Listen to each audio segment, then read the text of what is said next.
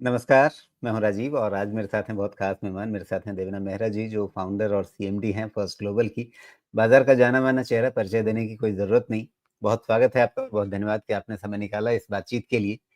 बाज़ार में पिछले कुछ दिनों से थोड़ी फिर से घबराहट है और 5 दिनों के बाद आज थोड़ी हरियाली तो दिख रही है, लेकिन फिर भी ओवरऑल टेक्सचर अगर बाज़ार का देखें, मतलब ऊपर से गिर रहे थे, गिरते-गिरते फिर लगा कि हाँ, सँभल गए और ये सँभलने के बाद ये दोबारा ये गिरावट शुरू हो गई है। ऐसे में लोगों को डर लग रहा है, सब डर रहे हैं, पता नहीं कितना गिरने वाला है और यही हमारी आज की चर्चा में आपसे मुख्य सवाल भी है कि कितना और गिरने वाला है बाज़ार?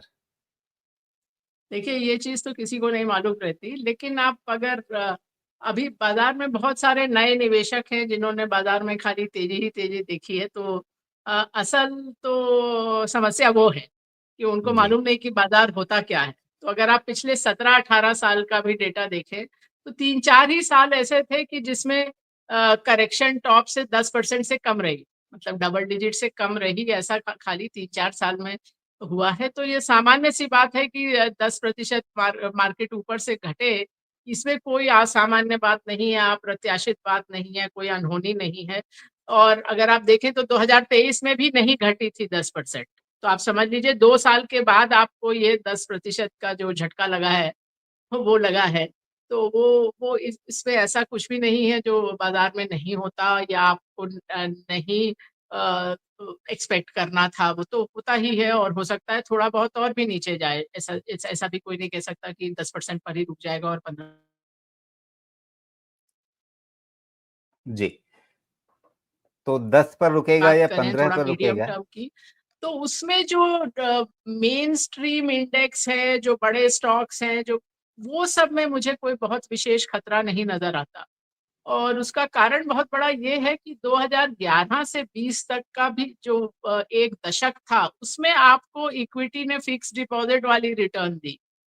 तो आपको इक्विटी मार्केट में रहने का, शेयर मार्केट में रहने का कुछ रिटर्न मिला नहीं। तो उसके कारण आपका ये जो तेज़ी आई 2020 के कोविड वाले लोज़ से, मार्च के लोज़ से, वो भी एक तरह से जैसा होना चाहिए वैसा ही था, क्योंकि आप जो लंबा समय देखें तो बाज़ार में आपको दिमाग में रहता है कि 15-16% तो रिटर्न निकलेगा, लेकिन वो जो 2011 से 20 का समय था, उसमें आपको 9% रिटर्न भी नहीं मिला। तो आपने अगर ₹100 लगाए होते तो 10 साल में वो खाली 230 होते, जबकि आपका फिक्स्ड डिपॉज़िट में ही 200 के करीब हो जाता। जबकि आप देखें तो 1980 में आपने ₹100 लगाए होते तो 10 साल जी। में 700 हो जाते। तो इतना बड़ा कॉन्ट्रास्ट हो सकता है बाज़ार में। तो जी।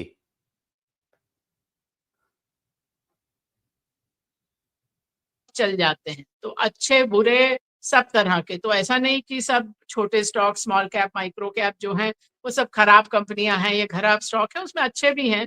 लेकिन जब इस तरह से चलते हैं उसमें जो खराब भी है वो भी चल जाता है, और इसी तरह का जब तेज़ी आती है किसी सेक्टर में, जैसे अभी मतलब आप पिछले साल 2 साल में देखें तो कभी डिफेंस में, कभी पावर में, कभी शिपयार्ड में, तो वो जब ज़रूरत से ज़्यादा स्टॉक चल जाते हैं, क्योंकि अगर आप वो जो उस सेक्टर में काम करते हैं लोग, उनसे बात करें तो वो बोलेंगे हमको तो नहीं नज़र आता कि बिज़नेस में ऐसा क्या होने जा रहा है, जो शेयर मार्केट को नज़र आ रहा है। तो वहाँ पर जो हर तेज़ी में जो बहुत ज़्यादा चीज़ें चलती हैं, वो ज़रूरी नहीं कि अगली तेज़ी में भी वही चले। अक्सर जी। वो अच्छा गिरती हैं तो वो मैडम कभी ये जो वो स्टॉक आपने वापस नहीं आते। जी, वो देवेना भी जी एक बात आपने समझना। आपने ये जो बात कही कि इंडस्ट्री में लोगों से बात करते हैं, वो कहते हैं हमें नहीं पता। तो क्या ऐसा भी होता है कि बाज़ार अपने ही स्तर पे मतलब इंडस्ट्री में क्या हो रहा है वो अलग, बाज़ार खुद ही अपनी कुछ कहानियाँ बना लेता है और उन्हीं कहानियों पर यकीन करने लगता है और उसी पे शेयर चलने लगते हैं? वो तो है ही, बाज़ार कहानियों का जगह है। आप समझिए तो इंसान ही कहानियों का पुतला है एक तरह से। आप देखिए तो कोई भी सभ्यता हो, चाहे जो जिस समय गुफाओं में रहते थे इंसान, या आज की डेट देखें, या जो सबसे अमीर देश है या सबसे गरीब देश है, हर जगह सेम चीज़ है। एक चीज़ जो सब इंसानों को मिलाती है वो है कहानी। हम सब जी, कहानी से हम लोग को बात समझ में आती है। बच्चे भी कहानी से ही सीखते हैं, कहानियाँ हमको याद रहती हैं, डेटा हमको याद नहीं रहता है। आपको मैं अगर बोलूँ कि वो थाने में 5 लाख बच्चे को खाने को नहीं मिल रहा है, भूखे हैं, तो आप पन्ना पलट दोगे, लेकिन आप एक बच्चे की या एक परिवार की कहानी आपको बताएं कि उनके पास खाने का पैसा नहीं है, तो शायद आप उस चैरिटी को पैसा दे दोगे। तो इंसान कहानी से रिएक्ट करता है, लेकिन बाजार अंततः डेटा पर जाता है। जी। तो अच्छा, बाजार को आप आप इतनी अच्छी कहानियां सुनाए, वो हमेशा के लिए नहीं चलती हैं। अच्छा, कुछ जो बाज़ार की ये मनोहर कहानियाँ हैं, ऐसी कुछ कहानियाँ आप बताइए जो आपने पिछले 1-2 साल के अंदर बाज़ार में खूब चलती हुई देखी और जब आपने उसको वैलिडेट करना चाहा इंडस्ट्री में, तो आपको वो वैलिडेशन उस तरह से नहीं मिला। ऐसी कुछ कहानियाँ आप आप बता सकती देखिए, हैं क्या? जैसे अभी ये साल के शुरू में डिफेंस वाले फंड कई आए थे, आप उनका परफॉर्मेंस देखिए, सबने अंडर परफॉर्म किया है। तो ये भी मैं कई बार लोगों को समझाती हूँ कि आपको अगर आसानी से समझना है कि कहाँ ज्यादा हो गया, जहाँ कहाँ ज्यादा फ्रॉड हो गया, कहाँ ऐसी चीज हो रही है जिसके पीछे जस्टिफिकेशन नहीं है, जिसका बेसिस नहीं है, जिसका आधार नहीं है, तो आप देखिए कि कहाँ कहाँ पर थीमेटिक फंड आ रहे हैं, जो न्यू फंड ऑफरिंग कहाँ आ रही है। क्योंकि अधिकतर जब वो न्यू फंड ऑफरिंग आती है, तो वो उस थीम का शुरुआत नहीं होती, शुरू उसके अंत के करीब ही आती है। ये हमने डेटा देखा है कि जितने भी थीमेटिक फंड आते हैं, अधिकतर जब वो थीम पीक के आसपास पहुंच गई होती है, तब वो फंड आते हैं। और उसका कारण भी बहुत सीधा साधा है, क्योंकि तब तक जो इंसान जो शेयर मार्केट में नहीं कर रहा है, जो सड़क पे है, एक तरह से आप उस तक भी जब वो कहानी पहुंच जाती है, तब वो कहानी का अंत करीब होता है। जैसे कि मैं बताऊं, अभी मैं एक डॉक्टर से बात कर रही थी, उन्होंने बोला कि मैंने कभी शेयर मार्केट में इन्वेस्ट नहीं किया, इक्विटी में म्यूचुअल फंड के। जी।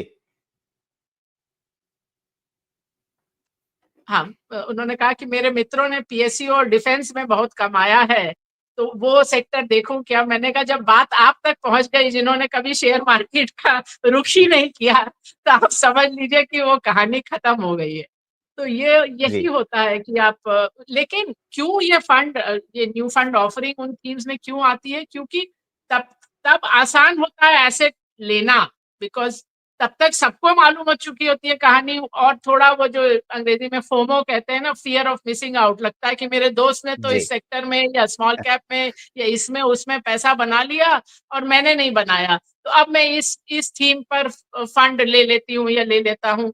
तो ये जी। एक कारण है कि वहां बिक जाता है फंड, लेकिन फंड का परफॉर्मेंस नहीं आता है। जी, तो एक तो आपने ये कहानी बताई डिफेंस वाली और ये जो आपने अपने मतलब वो कहा कि दोस्त ने पैसे कमा लिए, मैं नहीं कमा पाया, FOMO, fear of missing out. अ, मतलब बाज़ार में अलग-अलग लेवल होते हैं कि जब आपसे दोस्त पूछने लगे जो बाज़ार में कभी एक्टिव नहीं रहे, वैसे लोग पूछने लगे, वो एक लेवल होता है। एक लेवल वो होता है जब दोस्त खुद ही आकर के सलाह देने लगे और एक हाँ। तीसरा लेवल होता है जब आप कहीं जा रहे हैं और लेफ्ट वाला भी आपसे टिप्स माँगने लगे या टिप्स देने लग जाए। हाँ जी, बिल्कुल। वो तो जो अभी बाज़ार किस क्लासिक वाले लेवल पर है? अमेरिका के डिप्रेशन की कहानी है ना, कि जब शू शाइन बॉय जो जो जूता पॉलिश करता है, वो आपको टिप देने लगे, तो जी। समय है कि मार्केट से निकल जाए। तो तो अभी बाज़ार किस लेवल पे था जहाँ से नीचे आया है? तो बाजार में वही होता है, जैसे मैंने कहा कि ऐसा नहीं कि सभी कुछ बहुत ऊंचा हो गया था, लेकिन कुछ सेक्टर, कुछ एरियाज, वैसे कहें तो इस बार अभी तो जो करेक्शन हुआ है, उसमें स्मॉल कैप मिड कैप ने अच्छा ही किया है अभी तो लार्ज कैप से, पर वो कहानी कब तक चलेगी, उस पर मुझे थोड़ा सा मेरा प्रश्न चिन्ह है। क्योंकि स्मॉल कैप का भी आप इतिहास देखें, तो जो एक बार 2008 में जो स्मॉल कैप इंडेक्स का हाई था, वहां से वो लगभग 80% गिरा था, 78%, अगर मैं सही आंकड़ा दूं तो। आप समझ लीजिए, अगर कोई चीज 80% गिरती है, वो 5 गुना हो जाती है, तो आप जीरो पे आते हैं। तो वो जो 2008 के बाद जो गिरा था, वो इंडेक्स का लेवल आया 2016 में, 8 साल बाद। पर वो कहने की बात है कि वो इंडेक्स का लेवल आया, क्योंकि स्मॉल कैप इंडेक्स ही हर साल 18-20% बदल जाता है, तो 8 साल में तो वो स्टॉक सारे ही लगभग बदल जाते हैं। जो स्टॉक गिरे थे, वो कभी वापस ही नहीं आए। और जो 2016 में जो हाई बनाया, उसके बाद आपको याद हो तो 17-18 तक, 1.5-2 साल, उस समय भी स्मॉल कैप की बहुत तेजी आई थी। और फिर वो 18 के बाद फिर वो लगभग 2/3 गिरा, 65% गिरा।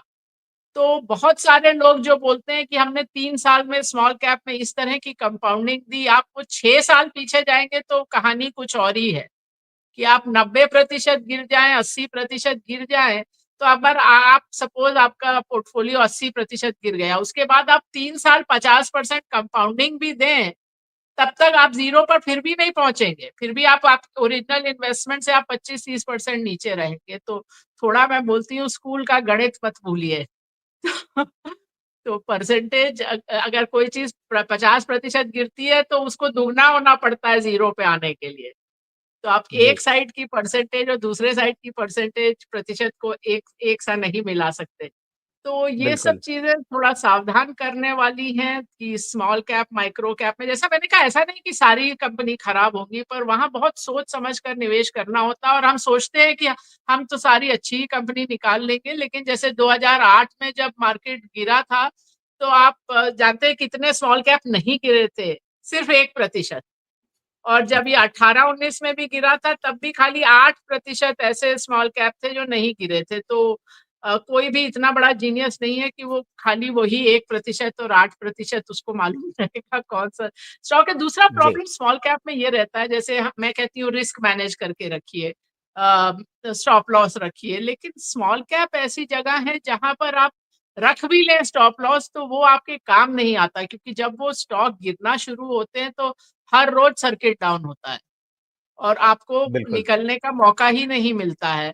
और दूसरी बात है, दूसरी चीज़ जो हम करते हैं, जब थोड़ा बाज़ार में अनसर्टेनिटी लगती है, जैसे कि चुनाव के नतीजों से पहले या मार्च में भी लग रही थी, तो हम लोग हेज करते हैं। वो लेकिन हेज करने के लिए लिक्विडिटी खाली निफ्टी के पुट में है, तो Nifty put again small cap के साथ नहीं मूव करता है, तो आपके पास स्मॉल कैप में रिस्क जी। मैनेजमेंट का साधन नहीं रहता है, तो ये आप मतलब अपने रिस्क को, खतरे को नियंत्रित नहीं कर सकते, वो एक और बात है जिसके कारण वहाँ थोड़ा बच के रहना पड़ता है। जी, बच के तो रहना है लेकिन 8000 का स्मॉल कैप इंडेक्स ये निफ्टी स्मॉल कैप 100 देख रहे हैं हम चार्ट पे। 8000 का जी, ये 20,000 लगभग पहुँच गया, ढाई गुना हो गया और हाँ जी, कितने समय में तो जून 2022 से अभी तक में मतलब 2 ढाई साल के अंदर ये ढाई गुना हाँ, हो गया है। और अब से पिछले मतलब इसी साल जनवरी में लगभग 11-12 महीने हो गए, उस समय बात हुई थी। और उस समय से भी आप देखें 14-15 हज़ार का ये 20,000 पे हो गया है, तो वहाँ से ये चाल बनी हुई है। उस समय भी आप थोड़ा कॉशियस थीं। लेकिन हाँ जी। मतलब कॉशियस रहते हैं, तो अपॉर्च्युनिटी छूटती है। इन्वेस्टेड हो जाते हैं, तो आप बहुत ज़्यादा रिस्क ले लेते हैं। कैसे मैनेज करें इसको? तो आप इन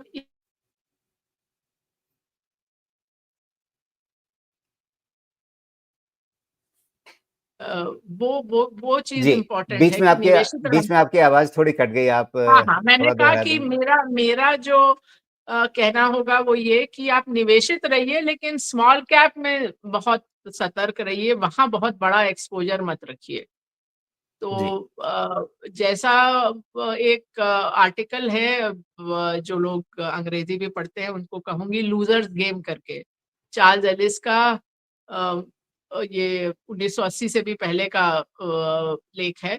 तो उसमें यही है कि दुनिया में गेम 2 तरह के होते हैं, विनर्स गेम और लूज़र्स गेम। जी,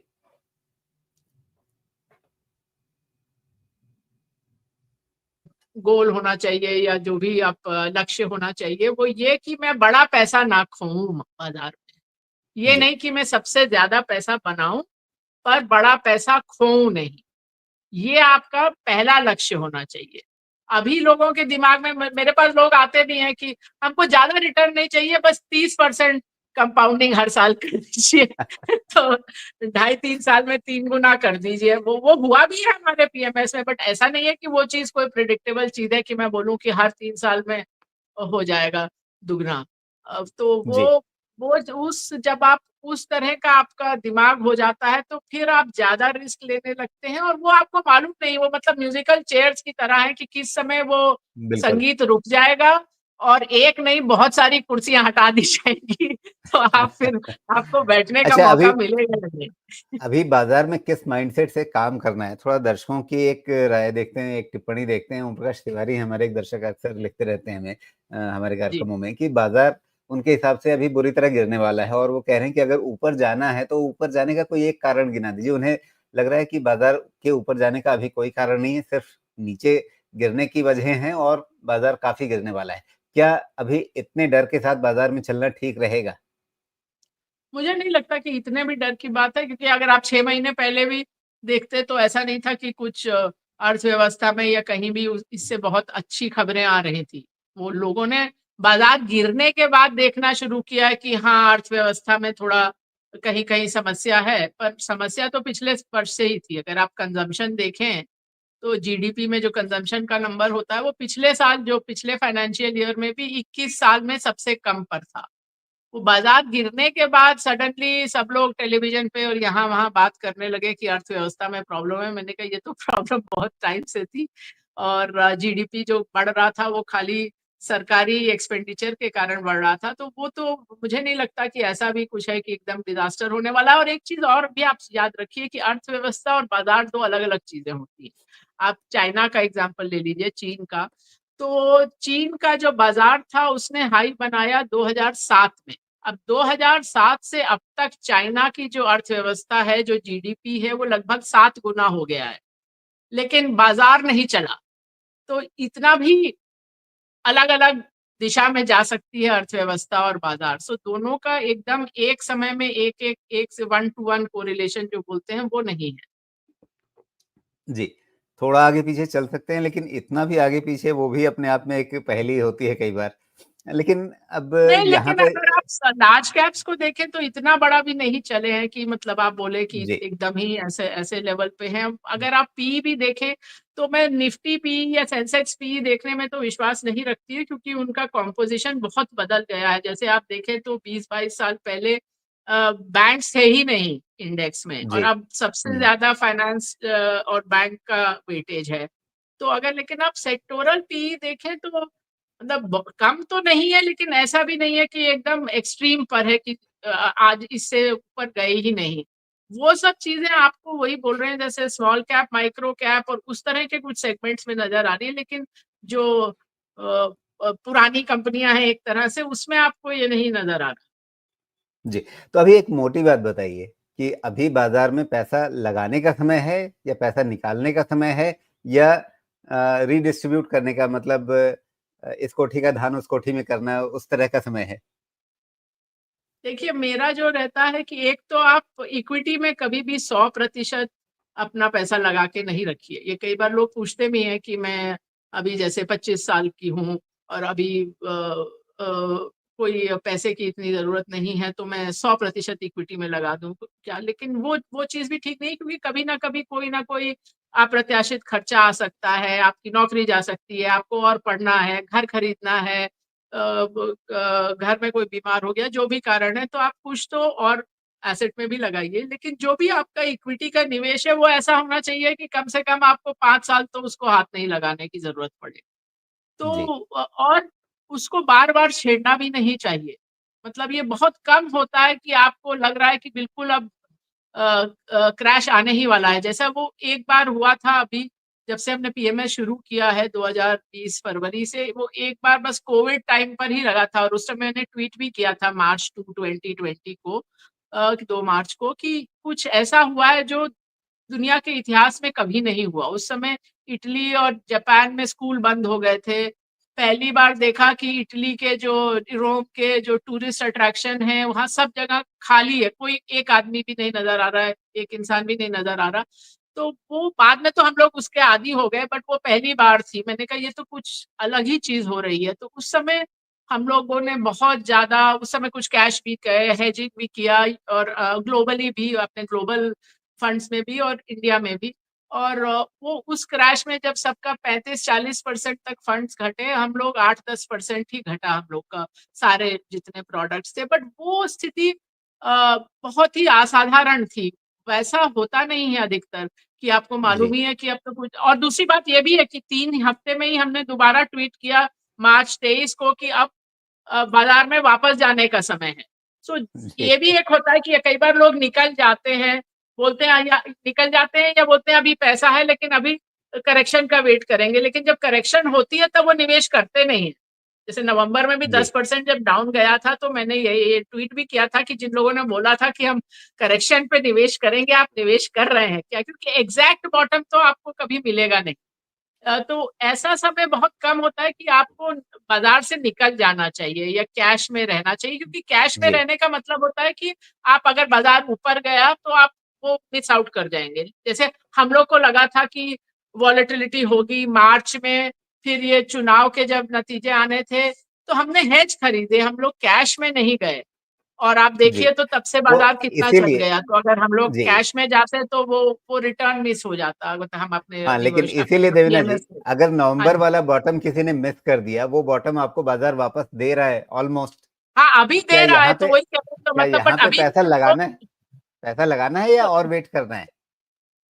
मेरे ख्याल से तो लगाना है, मतलब ये मैं नहीं कह रही कि 5-7% और नीचे नहीं जाने का बिल्कुल भी संभावना नहीं है, लेकिन वो आप एग्जैक्ट बॉटम कैच नहीं कर पाएंगे अगर गया भी तो। और मतलब जी, ना कोई कह सकता है कि नहीं जाएगा, लेकिन जो आप बोल रहे हैं रीडिस्ट्रीब्यूशन का, वो आपको अब थोड़ा कंजर्वेटिव साइड पे रहना है। ये नहीं अब वो समय कि आप हर चीज खरीदेंगे और हर चीज ही ऊपर चली जाती है। उस समय लगता है कि हम तो जीनियस हैं। ये भी एक इंसान की फितरत होती है कि जब पोर्टफोलियो अच्छा कर रहा होता है तब उसका सारा श्रेय हमको जाता है कि हमने कितना अच्छे एनालिसिस की, कितने बढ़िया स्टॉक निकाले। जब वो नीचे गिरता है तब हर कोई आपके लिए होगा कि गुनाहगार कोई और है, वो चाहे फेड हो, चाहे आरबीआई हो, चाहे पॉलिटिशियन हो, चाहे कोई बोलेगा कंपनी मैनेजमेंट चोर है, बाजार वालों ने स्टॉक को मैनिपुलेट किया, तब बहुत विलन आपको नजर आएंगे। जब मार्केट जी। ऊपर जाता है तो हमको लगता है कि सारा हम ही जीनियस हैं और सारा श्रेय हमारा ही है। तो दोनों तरफ जी। से थोड़ा बैलेंस रखिए, बिकॉज बाजार में अच्छा स्किल भी होता है और लक भी होता है। तो अच्छा आप देवना जी, आपका जो। हमारे हाँ दर्शक जी। आपसे बहुत साफ-साफ समझना चाहते हैं। करुणा हाँ प्रमोद जी जी। लिख रही हैं कि आपकी हाँ बातें जी। अलर्ट कर रही हैं थोड़ा-सा। तो रिटेल हाँ हाँ। इन्वेस्टर अभी सेल ऑन राइज करे या बाय ऑन डिप करे? मेरे ख्याल से तो ऐसा अभी खरीद बेचने का कोई ऐसा जरूरत नहीं है।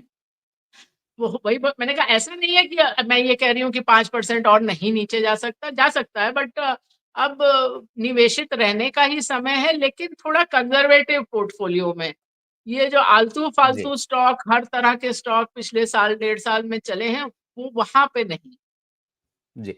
अच्छा, वो आप कहानियाँ बता रही थी, उसमें आपने एक डिफेंस का नाम लिया कि भई वो डिफेंस की कहानी थी जिसमें आपने जब वैलिडेट करना चाहा उतना आपको पुख्ता संकेत नहीं मिले। ऐसी और कौन-सी कहानियाँ हैं जिनसे बाज़ार में जो आप कह रहे हैं कि आलतू-फालतू में नहीं रहना है, तो वो आलतू-फालतू कहानियों के चक्कर में कहाँ नहीं पड़ना है अभी? और कुछ चीज़ें जहाँ पे देखिए, आप डिफेंस डिफेंस स्टॉक्स हमने लिए भी थे, बट हम लोग सिस्टम से चलते हैं, तो जब सिस्टम इंडिकेट करने लगता है कि अब इससे बेहतर पोर्टफोलियो है, तो हम लोग हर तिमाही पे बेस जीरो से देखते हैं। बेस जीरो का मतलब हम ये भूल जाते हैं कि हम हमारे पास क्या है, क्योंकि ये भी एक इंसान का बायस होता है कि जो चीज आपके पास है, आपको लगता है वो उसका वैल्यू ज्यादा है बजाय जो चीज जी, आपके पास नहीं है। ये बहुत सारे टेस्ट में आया है कि आपको एक छोटी सी चीज जैसे कॉफी मग भी दे दिया जाए, तो आपके पास थोड़े दिन वो कॉफी मग रहेगा, तो आप बोलेंगे इसका इसका वैल्यू 75 रुपए है, जिसके पास नहीं है वो बोलेगा कि इसकी वैल्यू तो 85 रुपए है। तो इसलिए हम लोग बेस जीरो से देखते हैं कि आज की डेट में सबसे अच्छा कहाँ निवेश हो सकता है और वहां निवेश करते हैं। तो डिफेंस भी हम लोगों ने खरीदा था, पीएसयू भी कुछ खरीदे थे, बट वो फिर जब आया कि अब उनका समय निकल गया, जैसे बोला मैंने कैपिटल गुड्स, इंडस्ट्रियल मशीनरी, ज्यादातर फंड मैनेजर को तो 2023 में समझ में आया, साल सवा साल पहले। हम 3 साल से ओवरवेट थे उसमें, पर अब हम लोग अंडरवेट हो गए हैं, अब हमारे सिस्टम्स को उतना अच्छा नहीं लग रहा है। तो ये तो हर तिमाही पे कुछ हद तक बदलता है, काफी सारे स्टॉक वही रहते हैं लेकिन कुछ बदल भी जाते हैं। तो मैंने कहा अभी हम लोग तो थोड़ा कंजर्वेटिव ही होके चलते हैं, और जब जब ज्यादा वॉलेटिलिटी लगती है बाजार में तो तब ये हेज भी खरीदते हैं। अब हेज इंश्योरेंस है, कॉस्ट लगता है। इस साल हमने करीब 1.5% हेजेस पे खर्च किया, जो हमारा परफॉर्मेंस में से निकला, क्योंकि बाजार गिरा तो नहीं सस्टेन्ड बेसिस पर वो जी। हम लोग थोड़ा कंजर्वेटिव रहते हैं, स्टॉप लॉस हमेशा रखते हैं। ये भी मैं आपको कहूँ कि जो लोग भी ये सुन रहे हैं, मैं बोलती हूँ अपने पोर्टफोलियो के लिए जो सबसे अच्छी चीज़ आप कर सकते हैं कि जिस टाइम कोई स्टॉक खरीदें अपने को बोलें, और ये आज नहीं, मतलब मैं बोल रही हूँ कभी भी कोई स्टॉक खरीदें तो अपने को कहें कि मैं गलत हो सकती हूँ या हो सकता हूँ। क्योंकि कोई भी फंड मैनेजर, कोई भी इन्वेस्टर, चाहे वो वॉरेन बफेट हो या राकेश झुनझुनवाला हो या कोई जो भी आपने नाम सुने हैं, कोई भी ऐसा निवेशक दुनिया में नहीं रहा है जिसका 50% भी ऐसे स्टॉक हों कि जो हमें 50-60% भी कि जो बिल्कुल ही बढ़िया हिट रहे। तो आप कुछ ना कुछ गलतियाँ करेंगे, गलतियाँ इसलिए वो चाहे गलती ना भी हो, आपने निर्णय ठीक से ही लिया हो, लेकिन भविष्य तो किसी ने नहीं देखा ना, तो भविष्य में ऐसा कुछ हो जी, सकता है कि जो आपने सोचा वो नहीं हुआ, तो इसलिए स्टॉप लॉस भी बेहद ज़रूरी है। वो ज़रूर बिल्कुल, रखें और हमेशा अपने को खरीदते वक़्त बोलें कि मैं गलती हो सकती है। क्योंकि इंसान नहीं तो यही फ़ितरत है कि आप समझेंगे कि मतलब आप ये एडमिट नहीं करना चाहते कि मेरे से गलती हुई। तो आप बोलेंगे इस स्टॉक को थोड़ा और देख लेते हैं, यहाँ नीचे और खरीद लेते हैं। तो इन सब रास्ते मत जाइए। बिल्कुल। अच्छा, अभी जो बाज़ार में ताज़ा अभी ढलान शुरू हुई है, तो पिछले 5-7 दिनों के अंदर ही गिरावट हुई है। ये मोस्टली जब फेडरल रिज़र्व ने फैसला किया उसके बाद से आई है। तो फेडरल रिज़र्व की ऐसी कौन-सी बात रही जिसने बाज़ार को सबसे ज़्यादा चोट पहुँचाई है, बाहर भी हमारे यहाँ भी? असर तो वैसे अभी फेडरल रिज़र्व की बात को तो अभी 5 ट्रेडिंग डेज़ हुए भी नहीं हैं, तो वो तो नहीं है कि उसके कारण ही हुआ है। जी, अ, अ, वो तो अभी इतने दिन मेरे ख्याल 5 ट्रेडिंग डेज़ तो हुए नहीं है फेडरल रिज़र्व को बोले हुए कि वो लोग धीरे-धीरे कट करेंगे। तो ये तो एक तरह से कारण ढूँढने की बात होती है। एक अच्छा। किताब है called everything is obvious once you know the answer. So hindsight में कारण हर चीज के बन जाते हैं। आप सेम चीज को ही दोनों तरह से देख सकते हैं कि फेड कट नहीं कर रहा तो ये खराब है बाजार के लिए। दूसरी तरफ आप कह सकते हैं कि फेड कट नहीं कर रहा क्योंकि अमेरिकी अर्थव्यवस्था इतना अच्छा कर रही है, तो वहाँ जीडीपी ग्रोथ इतना अच्छा है कि फेड कट नहीं कर रहा, तो ये तो अच्छी बात है मार्केट्स के लिए। तो आप सेम ही जो खबर है उसको दोनों तरह से देख सकते हैं। तो जी, वो उस पे आप वो मतलब कारण ढूँढने की बात होती है। जहाँ तक भारतीय बाज़ारों का सवाल है, आप लॉन्ग टर्म देखें तो जो फॉरेन पोर्टफोलियो फ्लोज़ और मार्केट डायरेक्शन का कोई कोरिलेशन नहीं है। आपको भले ही टीवी पे जी। यहाँ-वहाँ जो भी आपको बोलते रहें कि एफआईआई फ्लो बढ़ा, घटा, उसके कारण बाज़ार का ये हुआ, पर वो डेटा नहीं दिखाता है। लेकिन एक चीज़ हमें देखने को मिली कि डॉलर में काफ़ी मजबूती आई, उनके बॉन्ड यील्ड में एक स्पाइक दिखा था और उसके साथ-साथ हमारे रुपए में कमज़ोरी आई। ये सारी हुँ, चीज़ें एक साथ हुई, ये सारी चीज़ें फेडरल रिज़र्व के फैसले हाँ। के साथ हुई हैं। तो इसलिए समझना ये है कि अब हालाँकि कुछ लोग ये भी कह रहे हैं कि ठीक है, रुपया कमज़ोर हुआ डॉलर के मुकाबले, लेकिन बाकी करेंसी जितनी कमज़ोर हुई है, उतना तो हम कमज़ोर नहीं हो रहे, हम थोड़े ज़्यादा रिलेटिव स्ट्रेंथ में हैं। इन सब का हमारे शेयर बाज़ार के लिए क्या मतलब है? सबसे पहले तो आरबीआई के लिए मुश्किल है। आज मैं अगर देखूँ रिज़र्व बैंक के लिए तो उनके लिए सबसे मुश्किल फ़ैसले हैं क्योंकि मुद्रास्फीति की दर, इन्फ्लेशन हाई है, जीडीपी ग्रोथ कम है और ये करेंसी अभी तक आरबीआई सपोर्ट करने की कोशिश कर रहा है, तभी रुपया गिर रहा है। तो अगर ब्याज दरें काटते हैं तो वो फिर से वो करेंसी पे और नीचे की तरफ दबाव होगा। तो जब ये बातें कर रहे हैं तो मैं ये भी आपके दर्शकों को बोल दूँ कि इससे जो एक चीज़ आपको समझनी चाहिए वो है कि भारतीय बाज़ार ही पूरी दुनिया का एक बाज़ार नहीं है। भारतीय बाज़ार तो दुनिया के बाज़ारों का लगभग 4% के करीब है, तो कोई कारण नहीं है कि आपका 100% निवेश यहीं हो। ये बात भारतीय निवेशक कम समझते हैं और इसलिए मैं कहती हूँ कि हमारी दादी-नानी भी गलत नहीं थी कि जो सोना खरीदती थी बिकॉज़ उस समय सोना ही एक तरीका था जो आपको रुपए के गिरावट से बचा सकता था। और इसीलिए आप अगर गोल्ड को देखें तो डॉलर में वो बहुत ही वॉलेटाइल एसेट रहा है। जो 1983 का भाव था वो 22 साल तक वापस नहीं आया। बीच में 60% घट गया। जो अगली पीक बनी जी, वहाँ से 40% घटा। खाली रुपये में सोना ठीक लगता है क्योंकि रुपया गिरता चला गया है। जब मैंने नौकरी शुरू की थी तो डॉलर ₹12 था। तो आप समझ लीजिए एक करियर से कम में 85% आपका डेप्रिसिएशन हो गया। तो मैं बोलती हूँ जब आप रिटायरमेंट प्लानिंग कर रहे हैं, लॉन्ग टर्म फाइनेंशियल गोल्स कर रहे हैं, तो ये बात आप कैसे भुला सकते हैं कि आपको सब कुछ रुपये में, सब कुछ भारत में नहीं रखना है। ये मैं सबसे बड़ी सीख इसमें, और ये भी नहीं कि खाली जाके अमेरिका का एक इंडेक्स ले लिया, वो भी क्योंकि अमेरिका हमेशा आउट परफॉर्म नहीं करता। जैसे 2003 से 7 का पीरियड था जब इमर्जिंग मार्केट इंडेक्स 4 गुना हो गया, भारत 6 गुना हो गया, ब्राजील 10 गुना हो गया। उस समय अमेरिका टोटली अंडर परफॉर्म किया। अभी पिछले 10 साल से अच्छा कर रहा है तो आपको लगता है हमेशा अच्छा करेगा, ऐसा भी नहीं होता। तो जी, आपको एक ग्लोबल पोर्टफोलियो चाहिए। ये मतलब मेरे लिए एक तरह से आप समझ लीजिए एक कॉज है जिसके लिए, क्योंकि भारतीय लोग सोचते नहीं है, इसीलिए हमने तो एक ग्लोबल प्रोडक्ट शुरू किया है जो खाली $10,000 पे, मतलब आप समझ लीजिए 8.5 लाख रुपए का एंट्री पॉइंट है। नॉर्मली आपको वो 1 मिलियन से कम में नहीं मिलेगा कि सारी सारी कंट्रीज, सारे एसेट क्लासेस का एक्सेस। तो ये चीज भी जरूर सोचनी चाहिए। तो जो भारतीय बाजारों पे असर होता है ग्लोबल, वो तो थोड़ा डाइल्यूट होके आता है, और होता है नहीं होता है ये भी कोई बहुत क्लियर नहीं है डेटा में, आंकड़ों में। लेकिन आपको ग्लोबल देखना चाहिए अपना डायरेक्ट निवेश करने के लिए, वो चीज जी, बहुत जरूरी है। बिल्कुल। लेकिन इम्पैक्ट के रूप में अगर ये डॉलर की वीकनेस सॉरी डॉलर की स्ट्रेंथ और रुपए की वीकनेस, क्या ये 2025 की थीम पूरे साल की रहने वाली है या एक शॉर्ट टर्म इम्पैक्ट है और धीरे-धीरे ये कहीं स्टेबलाइज़ करेगा?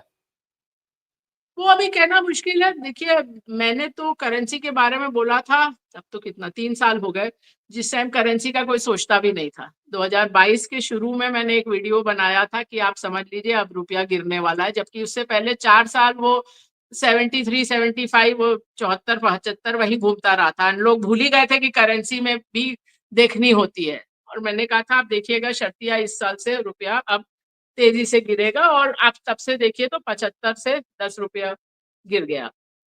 और अभी भी असल बात यह है कि जब से ट्रम्प सरकार आई है या आने वाली है, वो करेगी क्या ये अभी कहना ही बहुत मुश्किल है। तो मैंने इस पर एक लेख भी लिखा था कि आप देखें जो उन्होंने कहा इलेक्शन कैंपेन के दौरान, जो चुनाव के दौरान, कितनी चीजें एक दूसरे से विरोध वाली हैं। आप समझिए, एक बोला कि जो ऑर्डिनरी अमेरिकन है, जो साधारण अमेरिकी है, उसको उसका आय नहीं बढ़ी है और खर्चे बढ़ गए हैं। एक तरफ आप ये कह रहे हैं, दूसरी तरफ आप बोल रहे हैं कि मैं 100% टैरिफ लगा दूंगा चीन पे, 60% लगा दूंगा मेक्सिको पे, कनाडा पे। तो अगर आप वो सब करेंगे तो आप समझ लीजिए इन्फ्लेशन और मुद्रास्फीति कहाँ जाएगी, क्योंकि अमेरिकन चीज़ें सुपरमार्केट और में महँगी यही हो सब। जाएँगी, हाँ, चीज़ें सभी और बहुत महँगी हो महंगी हो जाएँगी। जाएगी, क्योंकि बिल्कुल। वहां सब कुछ ही बाहर से आता है लगभग। तो वो तो एक विरोधाभास है। दूसरा, जब ट्रम्प आए तो डिफेंस स्टॉक्स चल गए, लेकिन वो साथ में बोल रहे हैं कि हमको दुनिया भर की लड़ाइयों में नहीं पड़ना है। तो वहां क्या होगा? मतलब और जैसे बोल रहे हैं सरकारी हम लोग गवर्नमेंट एक्सपेंडिचर कम करेंगे। अब गवर्नमेंट एक्सपेंडिचर जीडीपी का करीब 37% के आसपास है। तो अगर आप वो करेंगे तो रिसेशन आ जाएगा। तो इतने सारे विरोधाभास हैं, प्लस उसके ऊपर आप एलन मस्क को उसमें डाल दीजिए। तो अगर आपको और ज्यादा अनसर्टेनिटी बढ़ानी थी, तो इससे अच्छा तो आप कर ही नहीं सकते थे कि ट्रम्प के साथ मस्क को डाल दीजिए।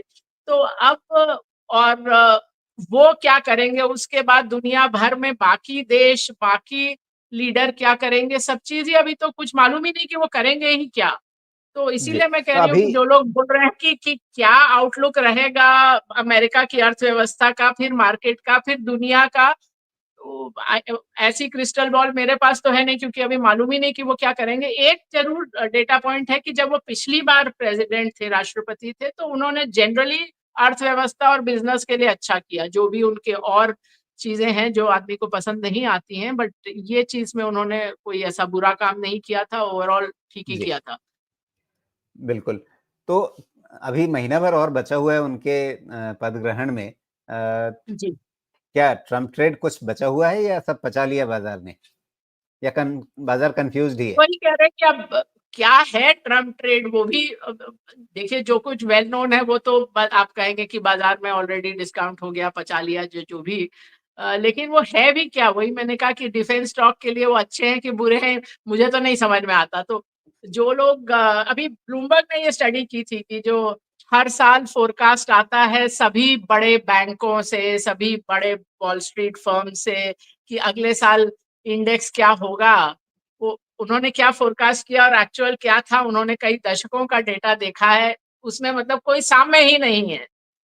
मतलब सबको होता है कि जहां सब लोग हैं उसी के आसपास हम भी बोल दें, क्योंकि अगर आपने बोला, अगर सब लोग समझ लीजिए 10 और 12% के बीच में है, आपने बोला 25% और उस साल हुआ -10%, तो आप तो बिल्कुल सूली पे टांग दिए जाएंगे। तो इसलिए बेटर है कि आप भी वही 10-12 पे रहिए।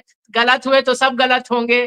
तो तो मैंने तो 30 साल से ना कभी इंडेक्स का फोरकास्ट किया, और इस बार तो जैसा मैंने कहा कि वो करेंगे ही क्या यही नहीं मालूम, तो उसका क्या असर जी। होगा सब चीजों पर, वो तो बहुत आगे की बात है। अच्छा, अभी हमारे यहाँ फिर बजट आने वाला है, उसकी उम्मीदें क्या होंगी, ये सब चीज़ें चर्चाएँ शुरू हो गई हैं। तो आपके हिसाब से इस बजट में क्या अच्छा हो सकता है, क्या बुरा हो सकता है? अब ये तो कहना मुश्किल है। मैं तो ये कहूंगी कि अभी तक तो जो इंडिकेशन है, अभी तो जीएसटी में जो चेंजेस किए उन्होंने तो और कॉम्प्लिकेट कर दिया है सब चीजों को। जहां तक मैं थोड़ा बहुत, मैंने बहुत डिटेल में तो पढ़ा नहीं है, जो थोड़ा बहुत न्यूज वगैरह में देखा है, तो वो करने का क्या कारण है मेरी तो समझ के बाहर है। क्योंकि आप खाली लिटिगेशन ही बढ़ाएंगे ऐसा सब करके। जहां तक सरकार का सवाल है, मतलब मेरा जो विश लिस्ट रहता है बजट में, वो पिछले 2-3 बजट में इतना बदला भी नहीं है। वो बाजार से रिलेटेड कम, और आप समझ लीजिए अपने देश से रिलेटेड थोड़ा ज्यादा होता है कि सरकार को शिक्षा, स्वास्थ्य और रोजगार, इन चीजों पर ध्यान देना होगा कि वहाँ क्या हो सकता है। और अभी तक तो बहुत कुछ ऐसा हुआ है जो इस सब चीजों के लिए नेगेटिव ही रहा है। आप रोजगार में ही देख लीजिए, तो सच्ची बात यह है कि बहुत बड़ी कंपनियां रोजगार नहीं देना चाहती। वो नहीं चाहती कि हमारा लेबर बढ़े, नंबर बढ़े। तो वो अभी की बात नहीं है, 20-25 साल से, क्योंकि मैं तो इन कंपनियों से मिलती रही हूँ। तो अधिकतर कंपनी जब नया प्लांट बना रही होती थी, वो एक तरह से इस बात को बोलती थी कि वहां देखो, हमने तो यहाँ लेबर रखा ही नहीं है, या बहुत ही कम है। मुझे याद है steel plant, two wheeler plant, जहाँ कंपनियों ने इस तरह की बात कही। तो जो रोजगार होते थे वो एमएसएमई जो है, मीडियम एंड स्मॉल एंटरप्राइजेस का होता था। वहाँ हमारा बिटवीन डिमोनेटाइजेशन, जीएसटी एटसेट्रा, बहुत बड़ा वहाँ पर हानि हुई है। मैंने वो इंटरव्यू पढ़ा था जो हमारे पुराने चीफ स्टैटिस्टिशियन थे, डॉक्टर सेन, उनका, उन्होंने कहा कि ये जो पिछले कुछ सालों में एमएसएमई जो एंटरप्राइजेस है वो 1 करोड़ घटी हैं। और सामान्य तौर में इस पीरियड में 1 करोड़ बढ़नी चाहिए थी, तो एक तरह से 2 करोड़ आपका शॉर्टफॉल है। तो वो वहीं से आपका, मैं वो भी देख रही थी एक्सपोर्ट का अपना कंपोनेंट। सो एक्सपोर्ट कंपोनेंट में भी जो हमारे ट्रेडिशनल एक्सपोर्ट थे, जहां पर लेबर कंपोनेंट ज्यादा होता था, जैसे टेक्सटाइल या ये जेम्स एंड ज्वेलरी, वो सब अब काफी कम हो गए हैं। तो वो जहां जहां लोग एम्प्लॉय हो सकते थे वो सब चीजें कम हो गई हैं। अब आप कहें तो वो ठीक है कि जो डिलीवरी वाले लोग बढ़ गए हैं, लेकिन आप देखें तो उसके साथ अब किराना स्टोर काफी कम हो गए हैं। मतलब बहुत सारा नंबर आ रहा है कि 2 लाख किराना स्टोर कम हो गए। तो अगर आप सेल्फ एम्प्लॉयमेंट की भी बात करें तो वो किराना स्टोर एक बड़ा सेगमेंट होता था, जहाँ वो परिवार द्वारा चलाया गया किराना स्टोर, तो वो सब भी बहुत कम हो रहा है। तो बहुत सारी जगह है जहाँ रोजगार का प्रॉब्लम है, वो चीज है। और अगर आप स्वास्थ्य और शिक्षा पे ध्यान नहीं देंगे तो आपके पास एम्प्लॉयबल लोग नहीं होंगे, आपके पास उसके बिना आपका वो जो डेमोग्राफिक डिविडेंड है, जो हम कहते हैं जी। हमारा डेमोग्राफिक डिविडेंड है, कि हमारे पास बहुत सारे यंग लोग हैं जो काम कर सकते हैं, पर काम कर सकते हैं तो पहला लेवल है, पर उनको काम मिलना चाहिए। वहां जी। पर हमारा तो बड़ा गैप आ रहा है। तो आपके हिसाब से वो 3-4 बड़ी चीज़ें क्या होंगी जो फाइनेंस मिनिस्टर को, वित्त मंत्री जी को इस बजट में ज़रूर करनी चाहिए? और ऐसी 3-4 चीज़ें क्या होंगी जो बिल्कुल नहीं करनी चाहिए? मैंने कहा कि मेरे हिसाब से अब मैं तो मतलब अपना देश बहुत ही जटिल किस्म का देश है, कोई ऐसा तो नहीं है कि मैं आपको 2 मिनट में उसका बता दूं कि सारी समस्याओं का हल क्या है। पर मैंने बोला जो प्रायोरिटी मुझे नजर आती है वो यही है कि शिक्षा, स्वास्थ्य, रोजगार, ये आपको पहले देखना होगा। और जहां तक टैक्स का सवाल है, एटलीस्ट उसको और जटिल तो नहीं बनाना चाहिए, आपको सिंप्लीफाई करने की तरफ जाना चाहिए रादर देन कि और जटिल उसको बनाते चले जाएं। सरल कैपिटल करिए। मार्केट के पर्सपेक्टिव से क्या मतलब, पहले ही काफी कुछ हो चुका है सरकार की तरफ से, रेगुलेटर की तरफ से, कुछ और आपको लगता है कि उनके टास्क लिस्ट में पड़ा हुआ है आगे जो हो सकता है अच्छा या बुरा? अब उन्होंने जो मेरे हिसाब से तो जो बुरी खबर देनी थी पिछले बजट में दे दी, अब उससे आगे तो नहीं करना चाहिए। जहां तक टैक्स का सवाल है, रेगुलेटर का जहां तक सवाल है, वो रेगुलेटर को तो थोड़ा मतलब जैसा अपना डेरिवेटिव मार्केट में जो कुछ हो रहा था तो उसके लिए तो कुछ करना ही था, तो उसके तो मैं खिलाफ नहीं हूँ कि क्यों किया या नहीं करना चाहिए था, वो सब तो करना ही चाहिए था। बिकॉज वो एकदम ही अ, अ, ऐसी चीज है जो अ, नहीं होनी चाहिए थी, हाँ, और क्योंकि इसका भी वो इंडिकेशन पिछले बजट में आया था। हाँ, वो मतलब जी। देखिए आप, वो मतलब वो जो है कि 93% लोग पैसा लूज करते हैं और जी। 7%। और आप वो 93 और 7 को देखें, वो सबसे इंटरेस्टिंग चीज थी कि वो 7% सब ऑर्गेनाइज सेक्टर है, मतलब कि उसमें फॉरेन प्लेयर्स भी हैं या इंडिया के बड़े प्लेयर्स हैं। और जबकि जो लॉस कर रहे हैं वो सारे इंडिविजुअल्स हैं, वो सारे मतलब। और उसमें भी आप देखें तो टीयर 2 टीयर 3 सिटीज वाले ज्यादा लूज करते हैं, जो कम पढ़े लिखे हैं या जिनकी आय कम है वो ज्यादा लूज करते हैं। तो हर तरह से वही है कि वो साधारण व्यक्ति लूज कर रहा है और जो सोफिस्टिकेटेड प्लेयर है वो पैसा बना रहा है। तो ये चीज तो, जी। और उसके कारण आप देखें तो अर्थव्यवस्था में एक बड़ा होल है, वो जो पैसा लॉस हुआ है। और ये चीज मतलब मैंने, मुझे कुछ हद तक क्रेडिट में प्रॉब्लम नजर आ रही थी, लेकिन ये चीज दोनों को मैंने रिलेट नहीं किया था, मैंने दोनों चीज को अलग अलग तो बात की थी। वो एक कॉन्फ्रेंस में I was a speaker and mister KV Kamath was a speaker. So वो कामत जी ने जो एक बात कही कि आप ये समझ लीजिए कि ये जो लगभग मेरे ख्याल 1.5 लाख करोड़ का जो लॉस है इन डेरिवेटिव मार्केट, आप समझ लीजिए लगभग सब अनसिक्योर्ड क्रेडिट से फंड किया हुआ है। तो ये बड़ा ओ, होल है। तो वो चीज जी। मतलब थोड़ा जी। डरावना अच्छा, सा तो नंबर है। मोटा-मोटी, जी, मोटा-मोटी ये बताइए 2025 कैसा रहने वाला है? देखिए वही बोला मैं, इंडेक्स का तो वो नहीं कह सकती, लेकिन अगर आप जैसे 2 साल 2 ढाई साल का अगर आप मीडियम टर्म देखें तो मैं मेन स्ट्रीम इंडस्ट्रीज और प्रॉपरली कंजर्वेटिवली मैनेज पोर्टफोलियो के लिए नेगेटिव नहीं हूँ। पर ये सब जो बहुत कुछ जहाँ फ्रॉथ रहा है वो कहाँ जाके रुकेगा। फॉर एग्जांपल इस साल तो आप आईपीओ में भी देख लीजिए कितने सारे वो स्मॉल इवन एसएमई में आईपीओ आए हैं, जहां लोगों ने सोचा कि बस ये तो लॉटरी का प्रोसेस है। तो वो भी मैं एक चीज लोगों को बता देना चाहती हूँ कि एक आईपीओ का के लिए कितना ओवर सब्सक्रिप्शन है या कितना डिमांड है। आई मीन व्हाट्सएप ग्रुप पे लोग ग्रे मार्केट का पूछते हैं कि ग्रे मार्केट में हम लोग कैसे ऑपरेट करें। तो, वो आप हिस्ट्री में देख लीजिए तो जैसे रिलायंस पावर सबको याद है कि कितना उसके पीछे भागा दौड़ी थी और क्या हुआ उस स्टॉक का। बिल्कुल। डीएलएफ अगेन बहुत ही ओवर सब्सक्राइब्ड आईपीओ था, उसके बाद वो भाव आया ही नहीं। और वो कितने तो स्टॉक्स खैर शून्य में विलीन हो जाते हैं, वो तो एक अलग ही कैटेगरी है। कि मैं हमेशा बोलती जी। हूँ कि आप आज की डेट में जितने स्टॉक्स ट्रेड होते हैं उससे ज्यादा स्टॉक गायब हो गए हैं। और तीसरी बात ये भी है कि इवन दूसरी साइड पर ये होता है। मैंने अभी पीछे एक पॉडकास्ट देखा था जिसमें कोई वो पॉडकास्ट जो कर रहे थे जर्नलिस्ट, उन्होंने ये कहा कि शायद किसी के माता पिता को इन्फोसिस में अलॉटमेंट मिला हो आईपीओ में, मतलब they were lucky enough to get an IPO allotment. So I message that journalist बाद में, मैंने कहा डू यू नो कि Infosys IPO was under subscribe, कि वो उसका तो सब्सक्रिप्शन ही नहीं हुआ था, वो तो डिवॉल्व हो गया था अंडरराइटर्स में, पैसे तो असल अंडरराइटर्स के बने बाद में। तो दोनों ही तरह से होता है कि इसीलिए मैंने कहा आईपीओ की डिमांड है या नहीं उससे कुछ नहीं इंडिकेट होता कि ये कंपनी का फ्यूचर कैसा है, भविष्य कैसा है।